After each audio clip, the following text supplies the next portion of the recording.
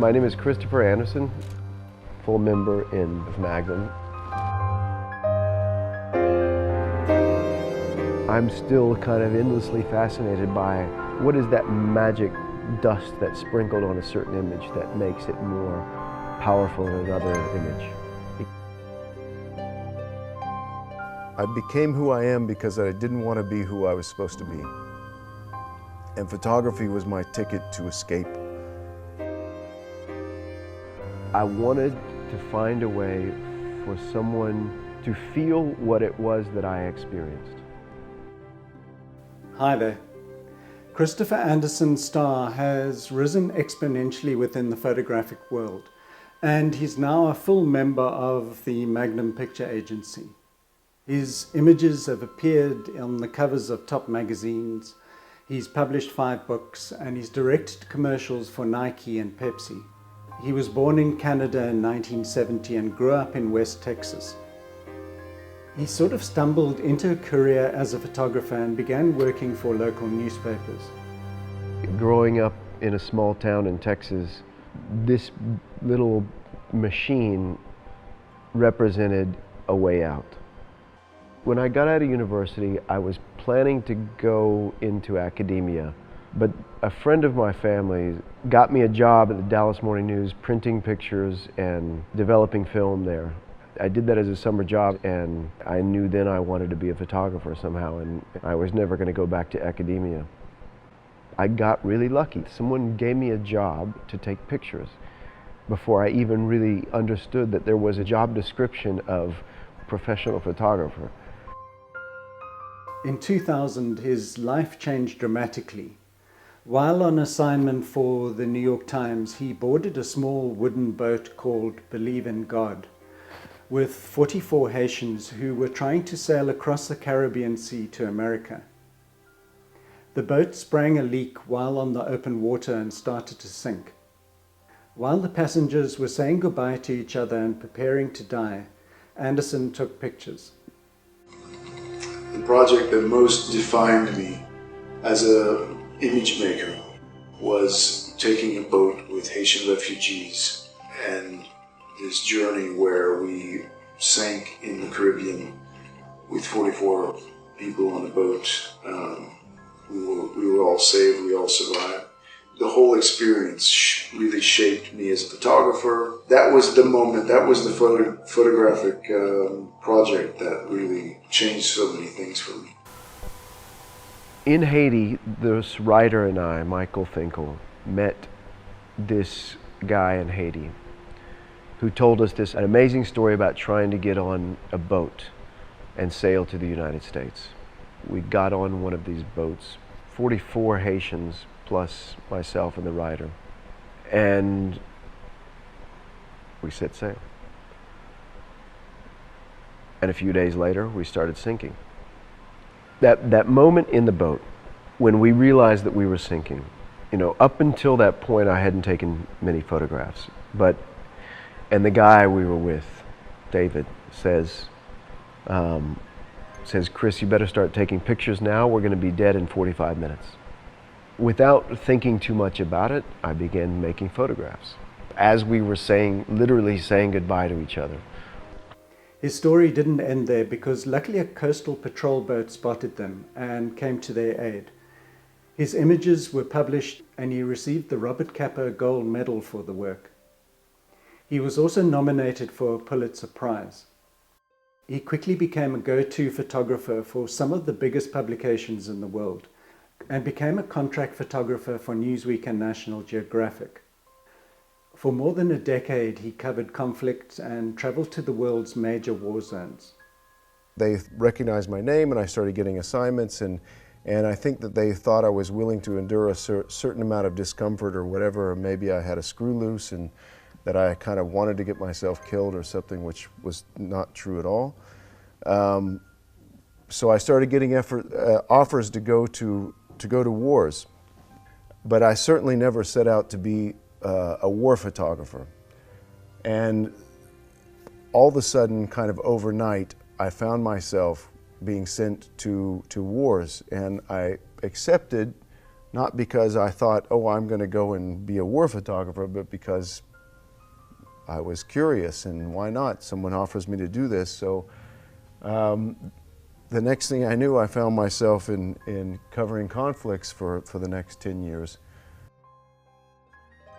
Was this kind of blur into, from Israel, Palestine, to Lebanon, to Africa, to Iraq, Afghanistan, but with a clear idea of what I wanted the pictures to be about. Anderson would stubbornly persist with an idea until he felt that he had satisfied his curiosity about it. I was kind of obsessed with this idea of the journeys that people make to get to a better life. So you would think I would have learned my lesson on the water, and I went and tried to do it again on the sand across the Sahara, and I got on this truck with I think there were 109 of us. The impact of this nomadic life and his consistent exposure to brutal events eventually took its toll, and Anderson became drained and to an extent disillusioned about his role as a photographer. He realized that he needed to reassess how he wanted his life to look and how he wanted his photography to advance. Sometime around 2003, I was just exhausted. I was physically exhausted. I was mentally exhausted. And you could say that I was burnt out completely. Photography had been this thing, my reason to interface with the world, and my reason to kind of explore my curiosity, and I had this, it was this thing that kind of saved me, photography was. But I was starting to lose faith in that, and I was becoming bored with it, and really kind of unsure of why I was doing it, because I never really had posed these questions to myself of why, why I'm a war photographer. And the only answer that I could come up with was that the actual act of making pictures, the photography in and of itself, it has much to do for me about explaining the world to myself as it did explaining it to someone else. The very act of photography was part of how I understood things. We grow and we change as human beings, so even from a creative standpoint, I'm taken in different directions now. I think of it like tuning a radio to a certain frequency, and it's all this static noise, and when it locks into that sound and you hear the music and feel the rhythm of the place you're at.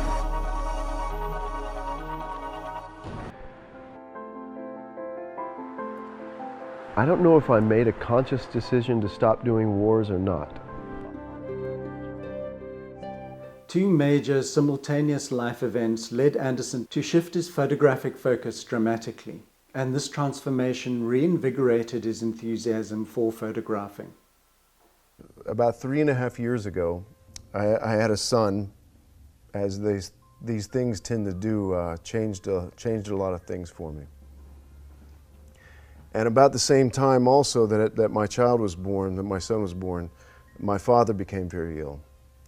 And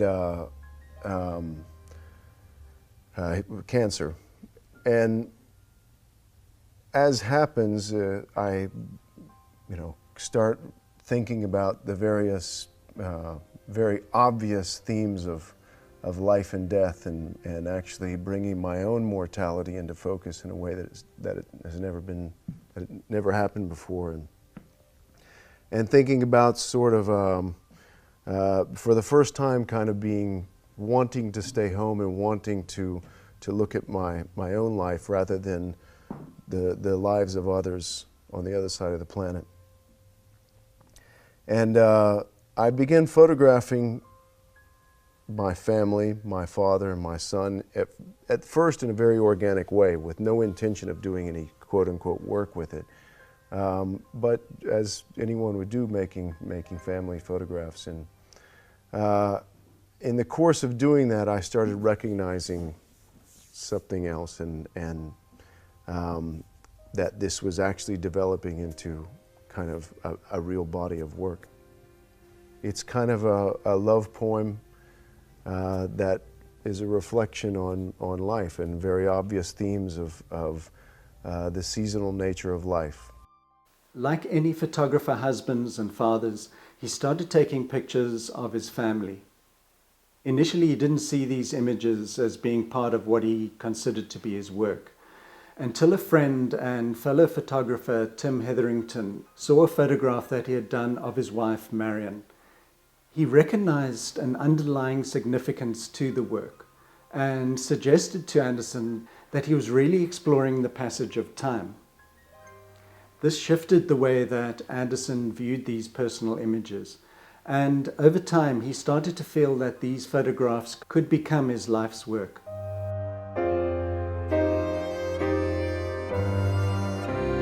That particular set of pictures loses its magic the moment that it becomes a conscious work.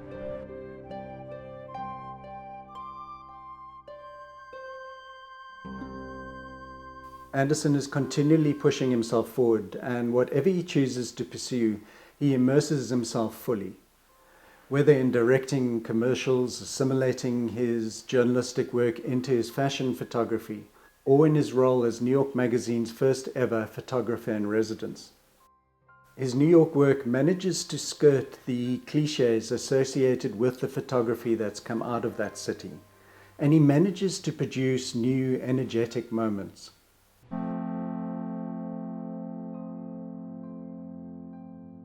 New York is one of those strange places to photograph because it's, first of all, it's terribly photogenic.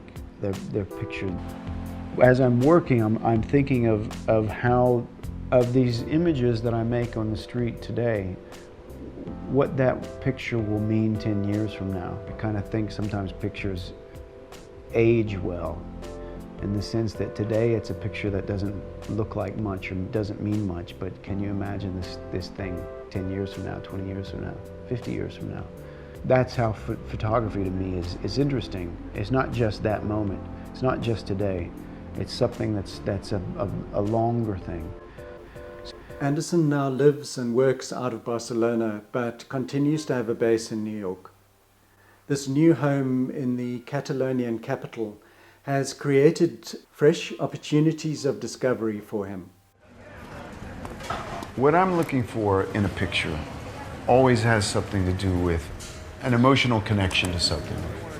The feeling of meeting that person, walking that street, standing there in the shoes of that photographer and looking through the eyes of that photographer. A connection to my family, a connection to the experiences that I have with the street, the sounds, the rhythms. Anderson is now 54 years old, and his enthusiasm for taking photographs seems undiminished. He finally understands his reason for making photographs. He says that it's about responding to a moment that's important to him.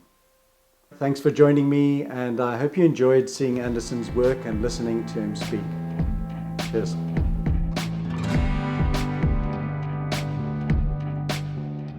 Photography for me has a lot less to do with explaining something to someone else. It's much more about explaining the world to myself.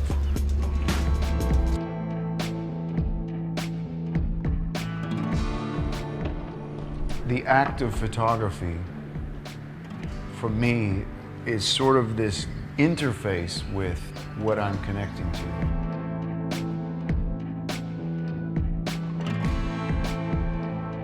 I would define my work by saying it's always somehow connected to something emotional. I want you to feel connected to that story. It's got to be more than beauty.